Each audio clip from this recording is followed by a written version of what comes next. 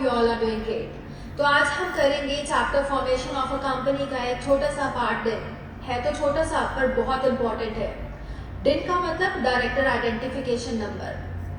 जैसे कि आपने देखा होगा कि एक इंडिविजुअल के पास आधार नंबर होता है एंड पैन नंबर भी होता है, और ये जो आधार नंबर होता है ये लाइफ लॉन्ग सेम ही चलता है, चाहे उसमें कुछ चीजें अमेंड की गई हैं at the age of 15, at the age of 18, but आपने देखा होगा कि आपका आधार नंबर सेम रहा होगा। तो सेम केस विद डिन डायरेक्टर्स को अलॉट होता है। फॉर एग्जाम्पल कोई एक इंडिविजुअल है जो चाहता है कि किसी कंपनी में एज अ डायरेक्टर अपॉइंट हो, तो वो डायरेक्टली अपना आधार और पैन देके नहीं ऐड हो सकता, उसको मैंडेटरी है कि डायरेक्टर आइडेंटिफिकेशन नंबर लेना पड़ेगा। Now the question is how we can apply for the DIN. तो इंडिविजुअल को सबसे पहले एक एप्लीकेशन देनी होगी for the allotment of director identification number central government को, एक प्रिस्क्राइब फॉर्म में, और इसकी कुछ फीस भी होती है।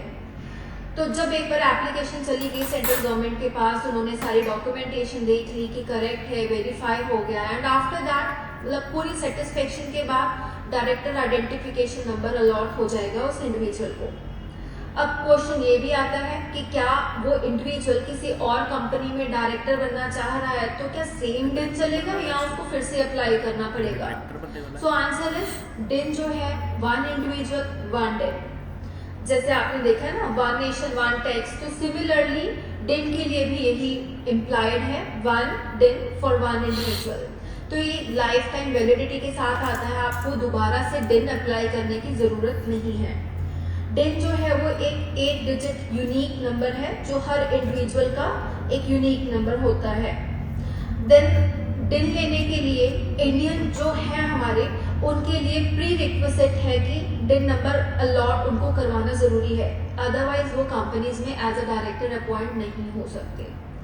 So I hope you enjoyed this session and understand the concept of DIN very well. अगर आपकी कुछ queries हैं तो आप comment section में कोई मैसेज ड्रॉप कर सकते हो और मुझसे क्वेश्चन भी पूछ सकते हो। Thank you so much. Stay tuned for next session.